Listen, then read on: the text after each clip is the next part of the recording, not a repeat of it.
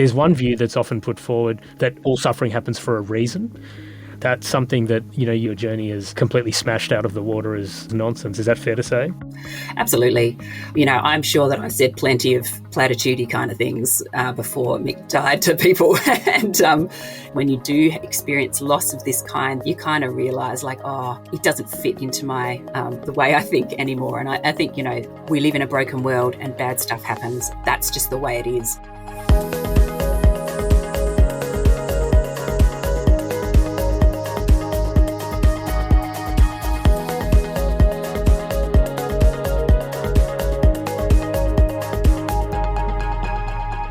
This is Life and Faith, a podcast where we explore different conversations about religion with a capital R by talking with people about human experiences, ideas and loves. We believe that conversations stressing human things evoke, in the end, deeply religious questions, that all things tap, ultimately, into matters of life and faith.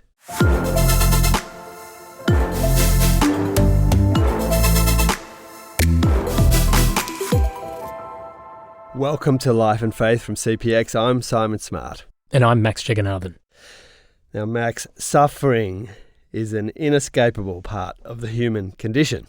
Regardless of our beliefs, our culture, opinions, wealth or status, we all eventually suffer. There's no escaping it. Yeah, that's right, Simon. There's an old quote from Pulitzer Prize-winning author Marilyn Robinson, who wrote that there are two realities that plague all of creation: my insufficiency to the world and the world's insufficiency to me. And I think that always holds true. We're broken and we live in a broken world. We absolutely are. And Max, with all this in mind, you recently sat down for a chat with Dr. Julia Verdouw. Now, Julia is an education and policy expert with a background in sociology and housing policy. But for our purposes today, she's also been through some very difficult seasons of suffering. Now, Max, a book that both of us like and have chatted about in the office here is the late Joan Didion's The Year of Magical Thinking, where she chronicles her journey of grief and suffering after her husband's sudden death. Now, Julia's writing comes from a very similar place, doesn't it?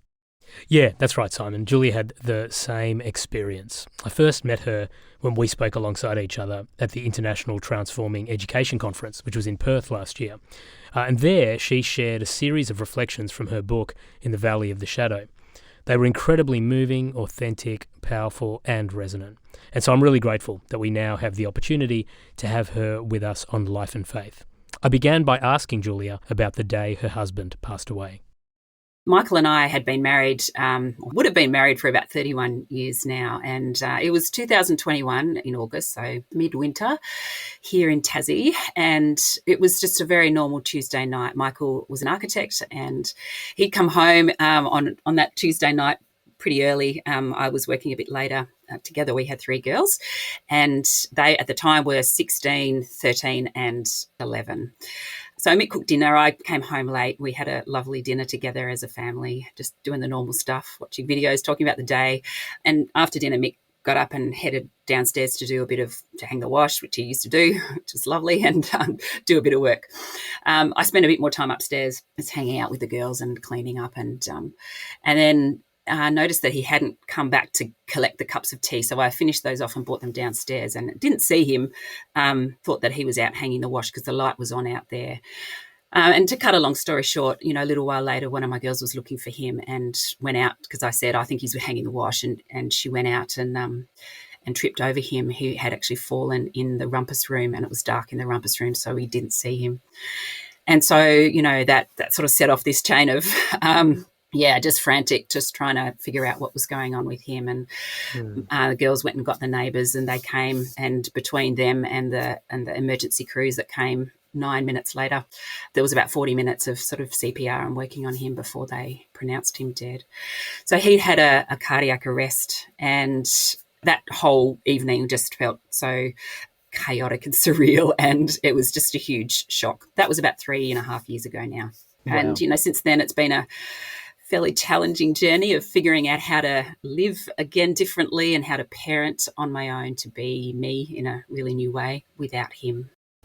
How would you summarise what got you through and what continues to get you through kind of day by day, the suffering and the grief that comes with such a shocking and terrible loss like that really just shifts the tectonic plates of your world under you? Yeah, it does, actually. That's a good way to put it.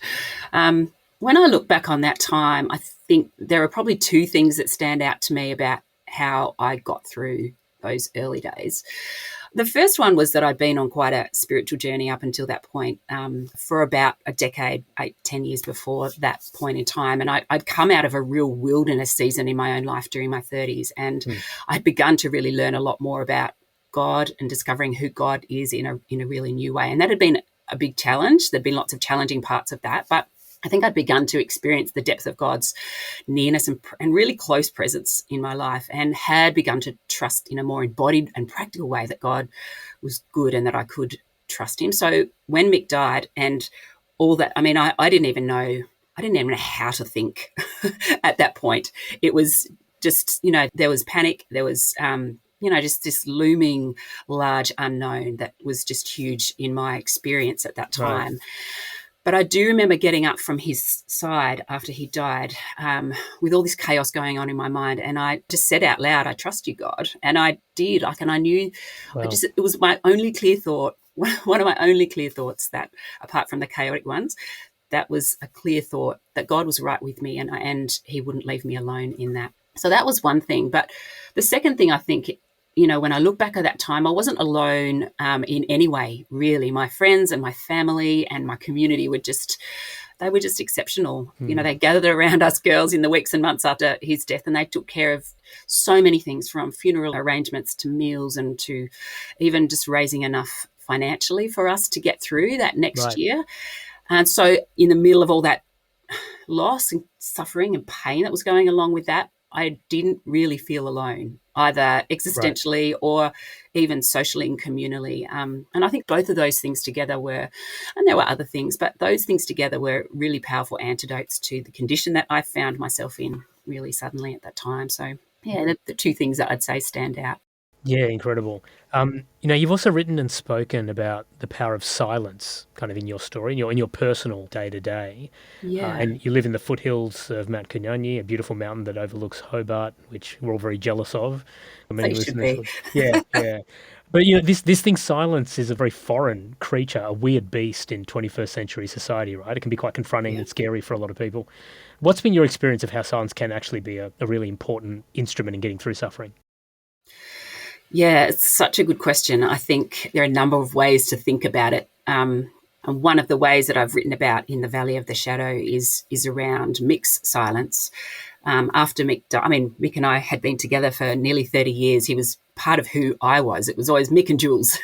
And after he died, his presence still loomed really large in my consciousness for a long time. And I remember being struck that the loss of his presence had a particular character.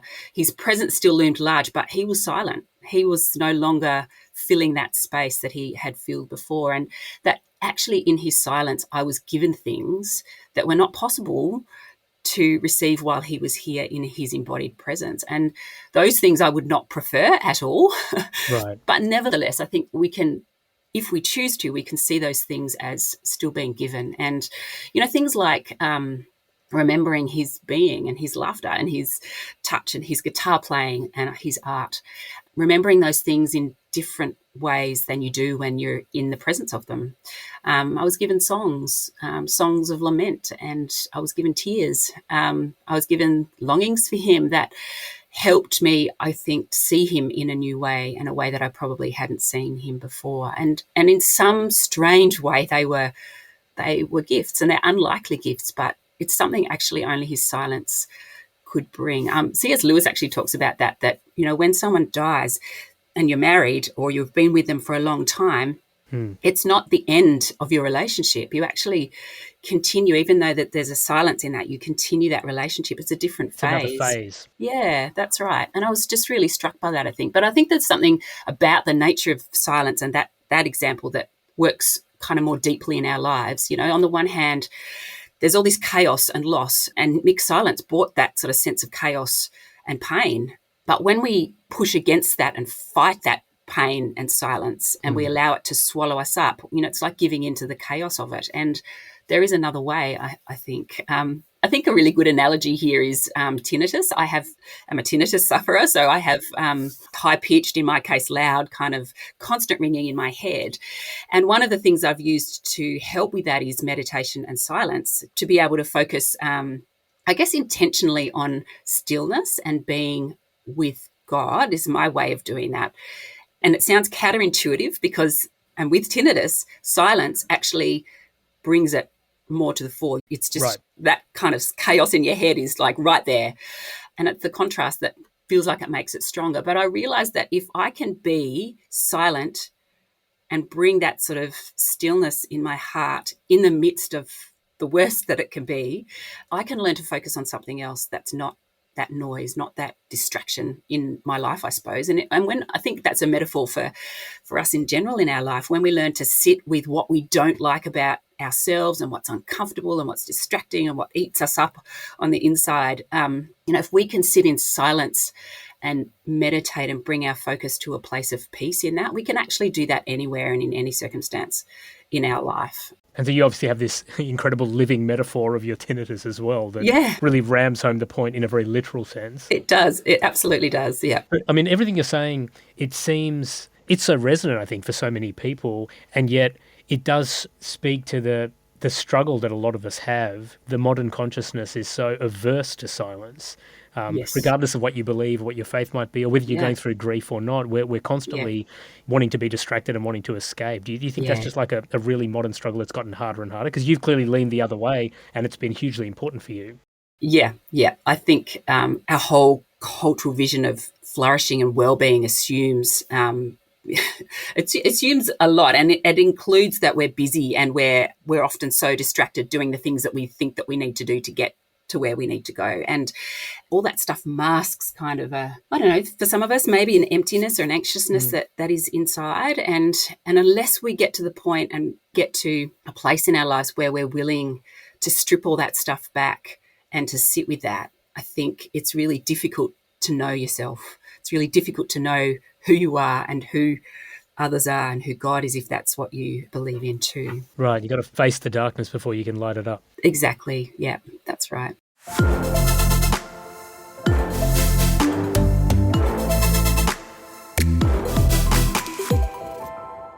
You're listening to Life and Faith, and we're hearing Max speak to Julia Verdouw about her book In the Valley of the Shadow and her own experience of grief and suffering after losing her husband Michael to a sudden heart attack.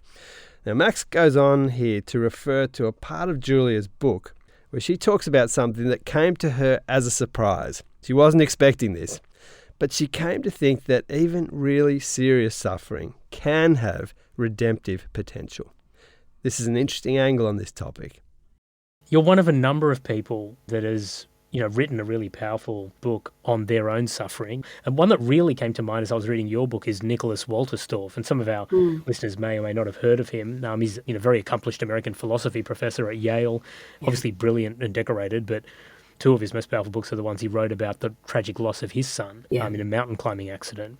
So he wrote two, right? Lament for a Son and Living with Grief. Yeah. One thing that really sticks out in his writing, particularly in Living with Grief, is how he talks about living redemptively, even through suffering. This idea of redemption through suffering, which is another counterintuitive thing, right? Like silence, even an audacious thing. But is.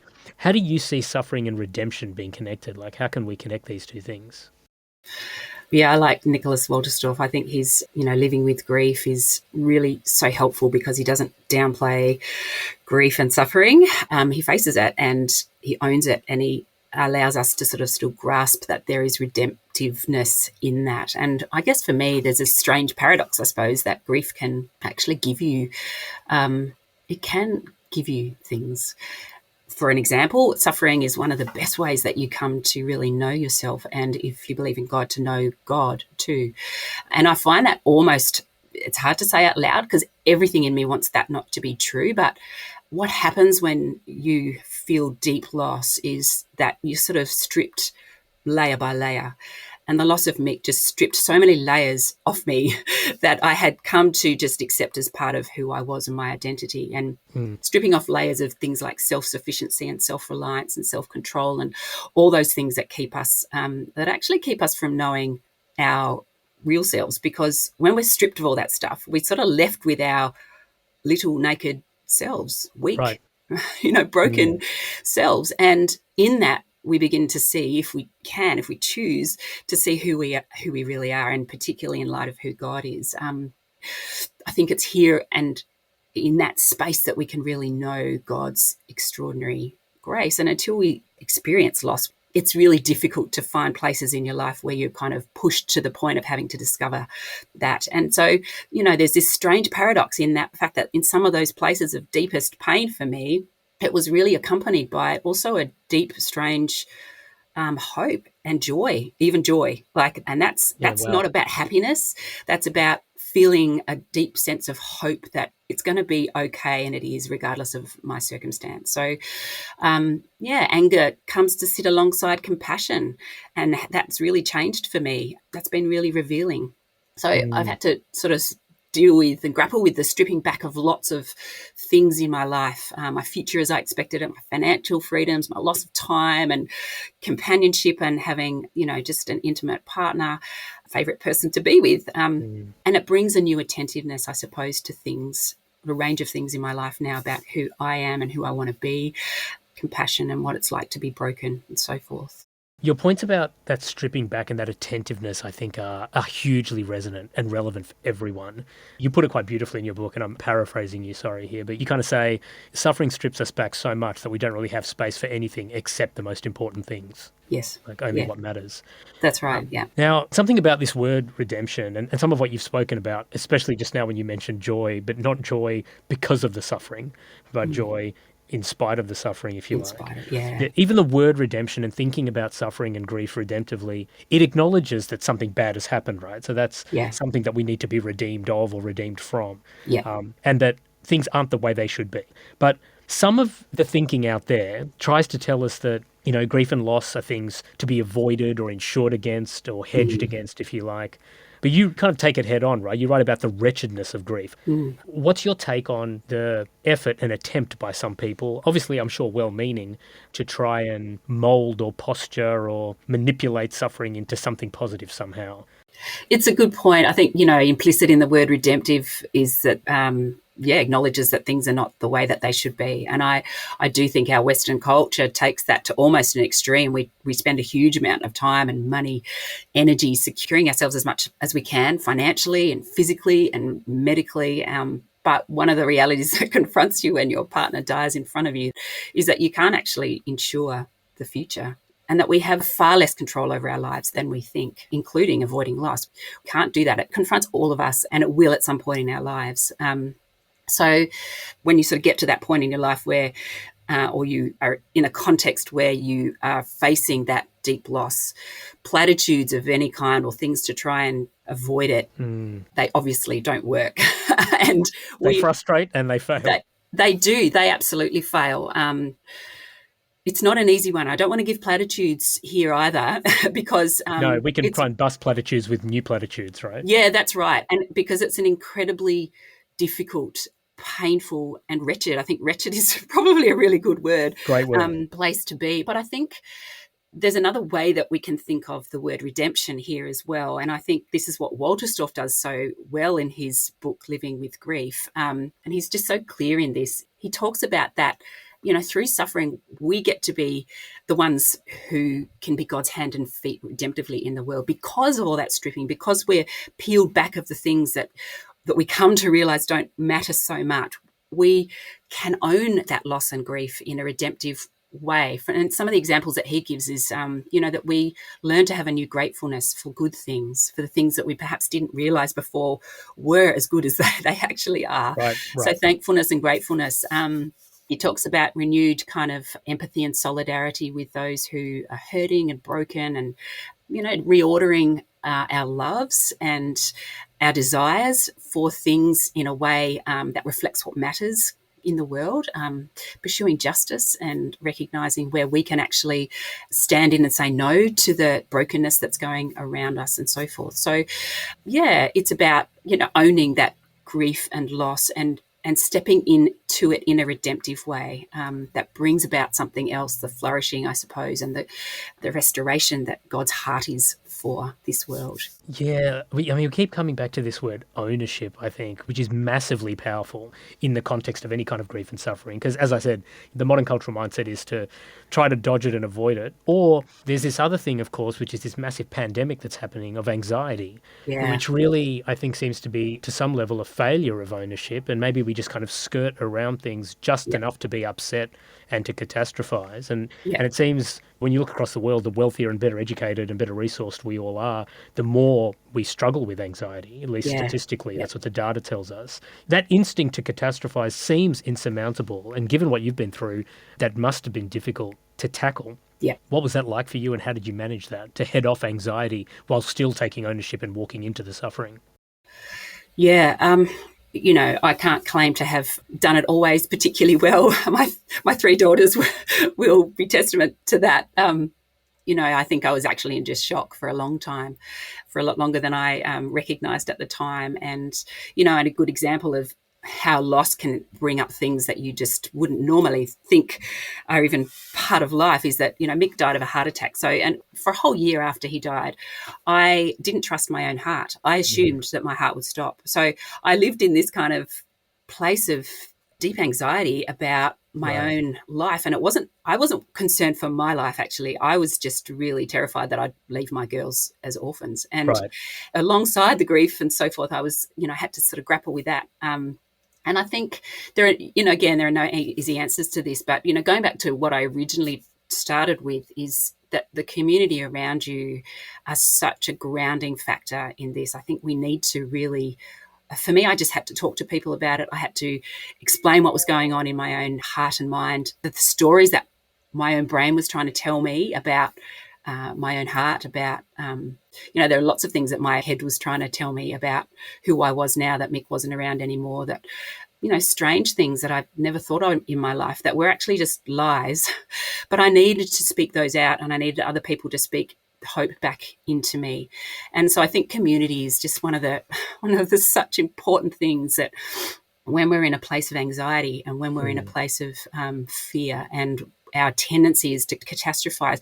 And I'll just say that, losing a partner is not the only way we experience pain. I think there are so many different ways that happens on a range of different levels. And I just think that the global kind of story at the moment is one where there's so much fear and there's so much so much anxiousness. Not only the story that our culture gives us about who we have to be, and that if we don't reach those things, that somehow we feel stuck or left out, which is where I found my brain going, like I don't have the finances anymore. I don't have a partner anymore. I'm being left behind, like all that sort of stuff just creates anxiety.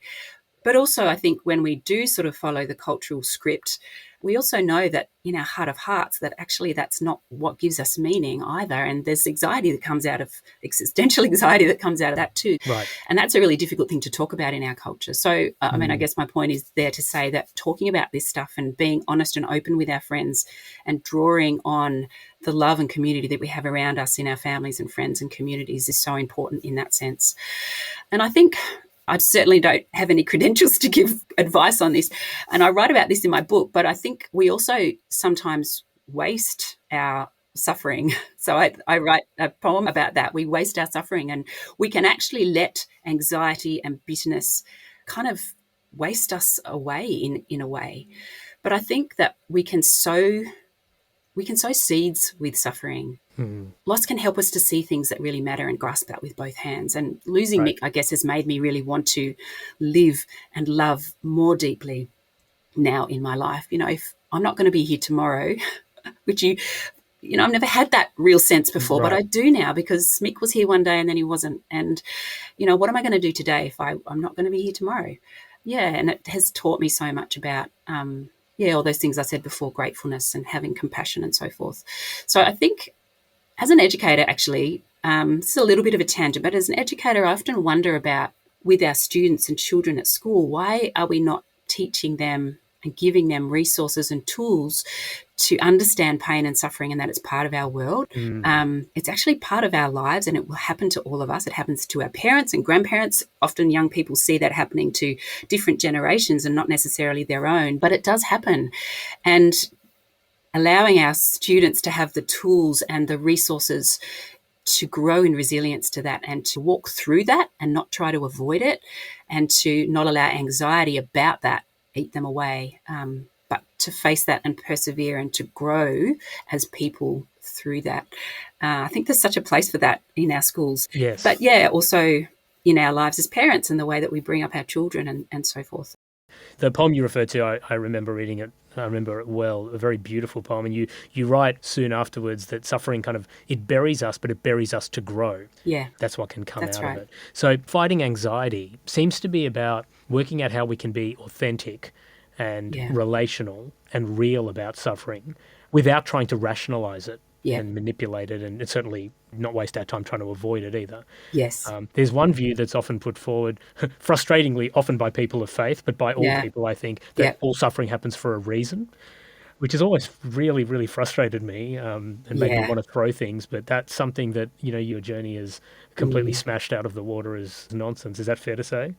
Absolutely. I'm sure that I said plenty of platitudey kind of things before Mick died to people. And there are a lot of things, I think, when you do experience loss of this kind that you kind of realize it doesn't fit into theologically, that just doesn't fit into my, the way I think anymore. And I think, everything happens for a reason is something that, I've really struggled with that too. I think we live in a broken world and bad stuff happens. It's like, that's just the way it is. We are broken people. We go through really stuff that just hurts and is painful. But I think there's something about the way that perhaps reality comes to bear on us anyway that can change us in that. We often as a culture, we're wanting to sow seeds that grow us into a particular kind of version of flourishing. Right. But actually, I think pain and suffering sow particular seeds as well. We get to respond either way. We get to respond by planting seeds of brokenness in a way that might mean, and the way I've kind of envisaged this in my own life, that I felt like I was a kind of flourishing plant because things were going quite well in my life. And all of a sudden I was this seed. I'd fallen off my plant and I was in the ground and buried, and I was just lying fallow in the earth. And I felt like there was just nothing going on, like my engine had turned off. I felt like that for quite some time. But thinking about myself in that analogy of being a seed is also true in the sense that that seed will grow, and having that hope that that seed would grow again from that place of pain and suffering, not trying to figure out the reasons why, not trying to make rationale as to what was going on, but actually sitting in that place, being with God in that place, allowing something new to give birth. And I think, we can water and grow seeds of pain and suffering, and they grow into something beautiful that can help, and this is a biblical metaphor, but grow large and shelter others and provide food and fruit for others to clean off as well. Yeah, it's a strange and paradoxical thing that it's a mystery and I don't know quite how to grasp it, but I think that there is this relationship between suffering and knowing God, and I think ourselves a lot better. Yeah.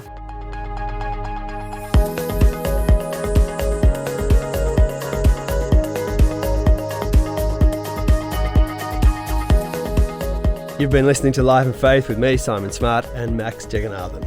Thank you to Dr. Julia Verdouw for her time and for her courage and authenticity in sharing some of her journey, her heart, and her wisdom with us. If you've enjoyed this episode, or if you've heard something that sparked your interest or was put in a way you'd never heard before, we know that you know others who might get something out of this. Why don't you share it with them? And leave us a rating or review. It helps get us out to more and more people.